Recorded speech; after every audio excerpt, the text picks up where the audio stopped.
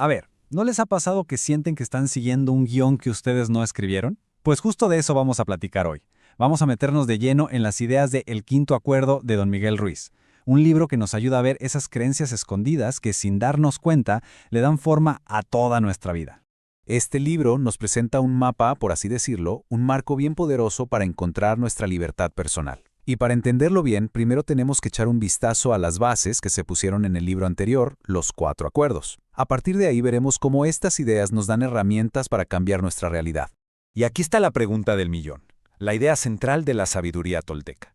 Lo que nos sugiere es que mucho de nuestro dolor no es algo inevitable en la vida, sino el resultado de un sistema de creencias que aceptamos sin cuestionar. Es una idea que si la pensamos bien, lo cambia todo. Y es justo nuestro punto de partida. Bueno, para entender esto, tenemos que hablar de un concepto clave. Los toltecas lo llaman la domesticación. Es básicamente el proceso que todos vivimos desde que nacemos, la manera en que la sociedad nos va moldeando y programando con todas sus reglas. Este proceso ocurre como en cámara lenta, casi sin que nos demos cuenta. A ver, nacemos libres, auténticos, pero muy pronto empezamos a aprender los símbolos, o sea, el lenguaje, para entender el mundo. Y es justo a través de esas palabras que la sociedad nos va programando. El método, súper simple, un sistema de premios y castigos, muy parecido a cómo se entrena a un animalito. Con el tiempo, terminamos por interiorizar a ese domador y creamos una imagen de perfección que es imposible de alcanzar. Y eso nos mete en un ciclo sin fin de estarnos juzgando a nosotros mismos. Y bueno, el contraste es tremendo. Pasamos de ser seres libres y auténticos que viven el momento sin miedo a enfocar toda nuestra energía en buscar una perfección que no existe, siempre con miedo al qué dirán y sintiendo que nunca somos lo suficientemente buenos. Es una transformación total de nuestra verdadera naturaleza. Esta frase del libro, la verdad, resume perfectamente el conflicto que se arma dentro de nosotros. El punto clave es ese.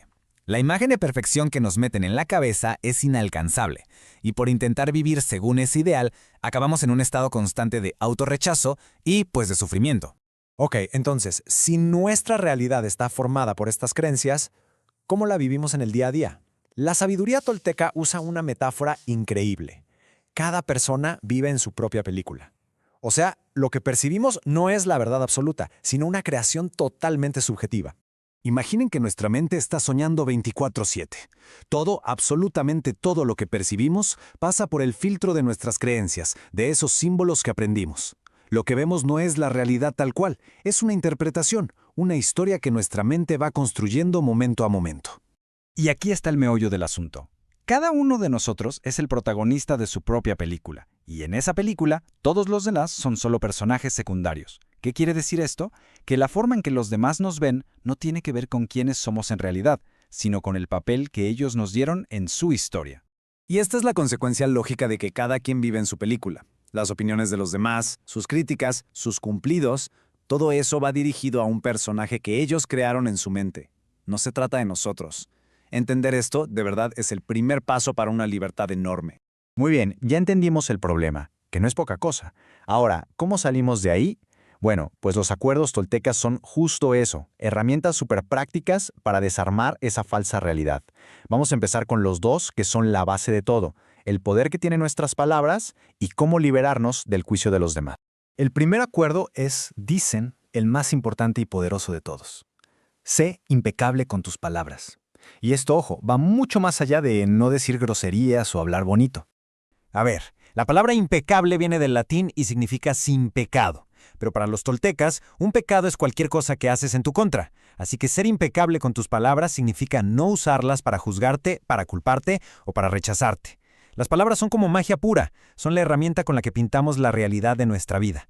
Con ellas podemos crear una historia de amor y aceptación o una de puro sufrimiento. Ahora, el segundo acuerdo.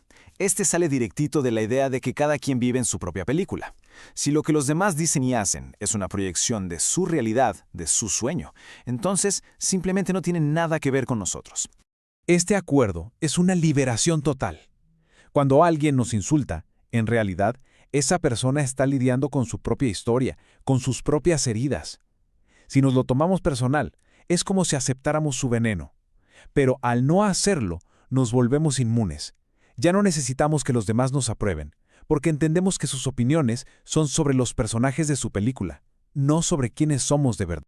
Y es justo aquí donde el camino se vuelve todavía más interesante. Ya que empezamos a dominar nuestras palabras y a liberarnos del juicio ajeno, podemos practicar los siguientes acuerdos. El tercero, que es no hagas suposiciones, nos enseña a preguntar y buscar la verdad en lugar de inventarnos historias. El cuarto, haz siempre lo máximo que puedas, nos libera de la culpa y el arrepentimiento. Y así llegamos al quinto acuerdo. Sé escéptico pero aprende a escuchar. Este es como el acuerdo del artista ya consumado. Es el que duda de los símbolos y las mentiras, las de afuera y las de adentro, para así poder escuchar y ver la realidad, tal cual es. Y esta metáfora es perfecta. Las herramientas ya las tenemos a la mano. Son nuestras palabras, nuestra atención, nuestras creencias. Cada día, a cada momento, estamos pintando el lienzo de nuestra propia vida. La decisión de crear una obra de arte es totalmente nuestra. Y algo bien importante que hay que aclarar, ser un tolteca no tiene que ver con una cultura o una religión, es más bien una forma de vida.